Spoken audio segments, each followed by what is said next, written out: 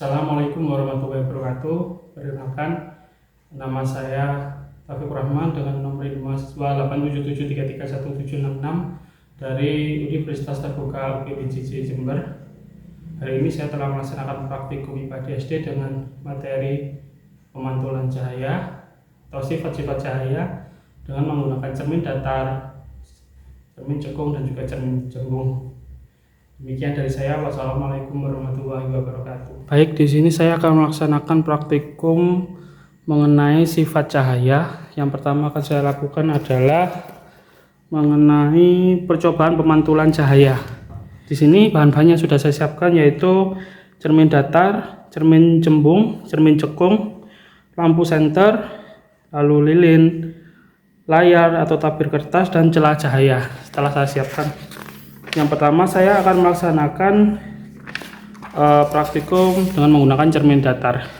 Sebelum menggunakan cermin datar, di sini saya tidak menggunakan media cermin apapun. Tampak cahaya masuk lurus melewati celah cahaya dan tampak bayangannya bergerak lurus dan tidak menimbulkan bayangan ataupun sudut derajat dari layar yang sudah disediakan, artinya cahaya bergerak lurus. Di sini saya juga sudah menyiapkan lilin. Lalu bagaimanakah ketika sebelum menggunakan cermin? Saya taruh di sini di antara lubang. Nah, saya taruh di antara lubang dan timbul bayangan dari lilin tersebut. Bagaimana dengan semakin belakang? Semakin belakang juga masih sama. Tampak bayangan dari benda tersebut dan ukuran yang lebih kecil karena mengikuti ukuran asli dari lilin tersebut. Kemudian saya akan menggunakan media cermin datar.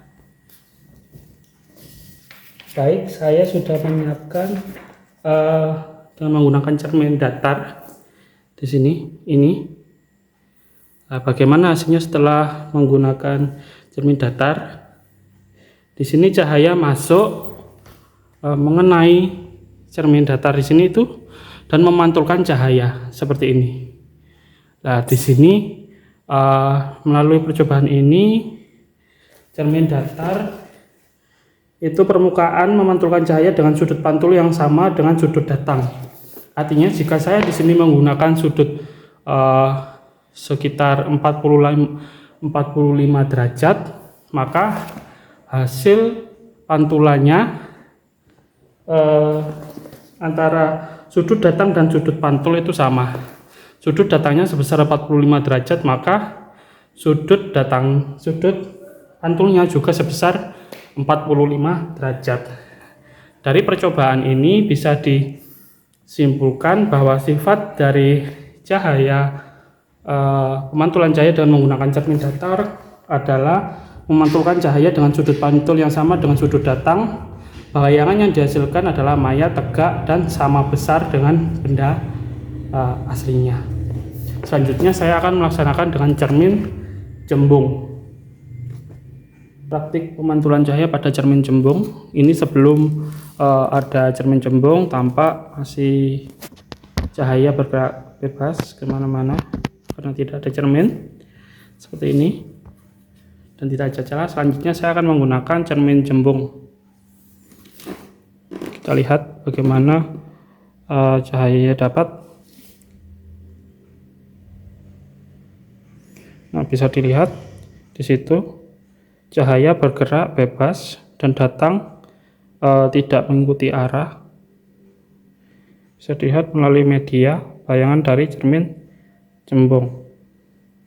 Nah, dari praktikum ini diketahui bahwa cermin cembung, cahaya yang datang pada cermin cembung akan dipantulkan ke arah yang berbeda-beda tergantung pada sudut pandangnya, seperti itu. Seperti tadi seperti ini.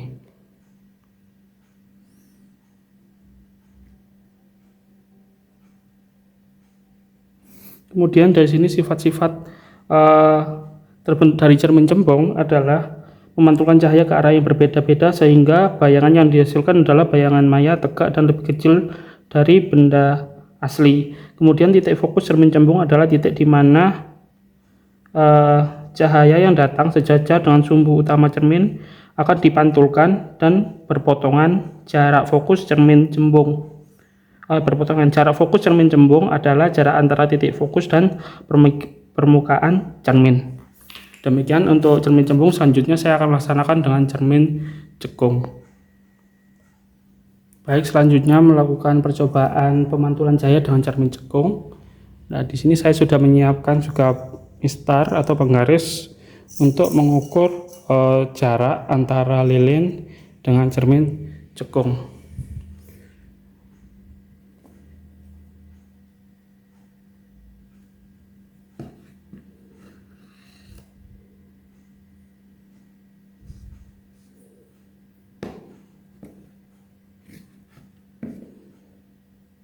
Kita bisa lihat di jarak sekitar 10 cm terlihat bayangan cermin cekung ya, tampak. Lalu kita majukan, semakin dekat maka bayangannya semakin jelas. Ketika kita menjauh dari jarak 10 kita ke titik 12 cm, bisa dilihat bayangan sudah tampak tidak jelas namun masih terlihat. Kita geser lagi ke 15 cm, sekitar 15 cm bayangan sudah mulai menghilang atau tidak terlihat. Nah, di sini untuk menghitung jarak bayangan kita bisa menggunakan rumus hubungan antara jarak fokus, jarak benda, dan juga jarak bayangan. Sehingga dengan menggunakan ketiga hubungan tersebut nanti akan diketahui bagaimana jarak bayangan dari masing-masing ukuran yang telah saya lakukan. Demikian, sebelum saya tutup saya akan menyimpulkan di sini untuk cermin cekung, yaitu bahwa di sini cermin cekung itu cahaya yang datang pada cermin cekung akan dipantulkan ke arah yang berbeda-beda. Seperti lihat pada video, tergantung pada sudut datangnya. Sifat bayangan yang dibentuk oleh cermin cekung adalah memantulkan cahaya ke arah yang berbeda-beda sehingga bayangan yang dihasilkan berupa bayangan nyata atau maya tergantung pada posisi benda. Tidak fokus cermin cekung. Titik fokus cermin cekung adalah titik di mana cahaya yang datang sejajar dengan sumbu utama cermin akan dipantulkan dan berpotongan. Jarak fokus antara cermin cekung adalah jarak antara titik fokus dan permukaan cermin. Demikian praktikum hari ini, saya tutup. Wassalamualaikum warahmatullahi wabarakatuh.